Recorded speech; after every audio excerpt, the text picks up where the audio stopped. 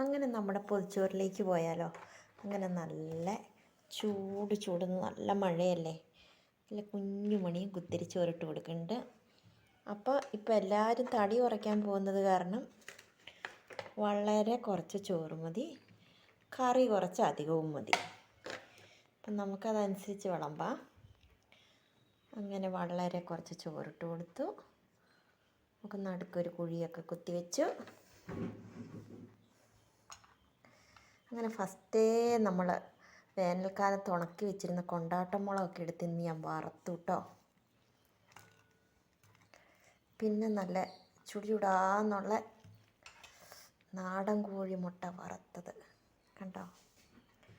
പിന്നെ എന്താണെന്നറിയോ, നല്ല ഉണക്കമുളക് വറുത്ത് ചെറിയുള്ളിയൊക്കെ ചതച്ച് ചമ്മന്തി, വെളിച്ചെണ്ണ ഒഴിച്ച് ചമ്മന്തി.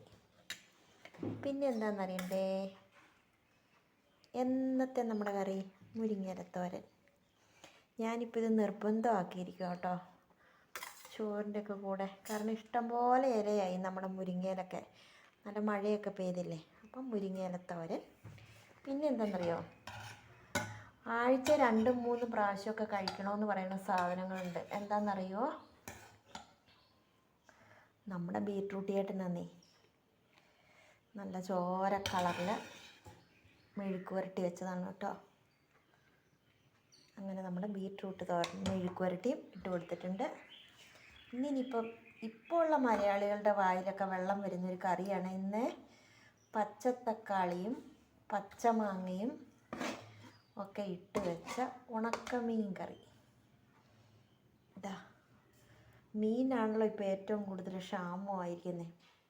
അപ്പോൾ ഉണക്കമീൻ നല്ല പച്ചത്തക്കാളിയും മാങ്ങയും കൂടി ഇട്ടിട്ട് ഞാനങ്ങ് ചാറ് വെച്ചു. കണ്ടോ ഉണക്കമീൻ. അങ്ങനെ നമ്മുടെ പൊതിച്ചോറ് റെഡി ആയിട്ടുണ്ട്. എന്തൊക്കെയുണ്ടെന്ന് ഒന്നുകൂടെ നോക്കിയാലോ. കൊണ്ടാട്ടം മുളക്, നാടൻ കോഴിമുട്ട വറുത്തത്, മുളക് ചമ്മന്തി, മുരിങ്ങയിലത്തോരൻ, ബീറ്റ്റൂട്ട് മെഴുക്ക് പുരട്ടി വെച്ചത്, പച്ചത്തക്കാളിയും പച്ചമാങ്ങയും ഇട്ട് ഉണക്കമീൻ കറി. അങ്ങനെ നമ്മുടെ പൊതിച്ചോറിവിടെ റെഡി ആയിട്ടുണ്ട്. നിങ്ങളുടെ പുറകിൽ നിന്ന് ആരെങ്കിലും കുറ്റം പറയുന്നത് കണ്ടിട്ടുണ്ടോ നിങ്ങൾ? നിങ്ങൾ ശ്രദ്ധിക്കുകയേ വേണ്ട കേട്ടോ. അവർ നിങ്ങളെക്കാൾ ഒരു 2 അടി പുറകിലാണ്. അതുകൊണ്ടാണ് പുറകിൽ നിന്ന് അവർ കുറ്റം പറയുന്നത്. ഒരു കാര്യം മാത്രം വിചാരിച്ചു. പലയിടത്തും നമ്മൾ ചെന്ന് കഴിയുമ്പം നമുക്കുണ്ടാകുന്ന ഒരു അനുഭവമാണ്. എനിക്കും ഉണ്ടായിട്ടുണ്ട് ഒരുപാട് പ്രാവശ്യം. നമ്മുടെ പുറകിൽ നിന്ന് വന്ന് നിന്നിട്ട് കുറ്റം പറയുക, നമ്മൾ കേൾക്കാത്ത പോലെ. പക്ഷേ ഒരു കാര്യം മാത്രം അപ്പോഴും മനസ്സിൽ വിചാരിച്ചോളുക, അവർ നമ്മളെക്കാളും ഒരു 2 അടി പുറകിലാണ്. അതുകൊണ്ടല്ല പുറകിൽ വന്ന് നിന്ന് കുറ്റം പറയണേ.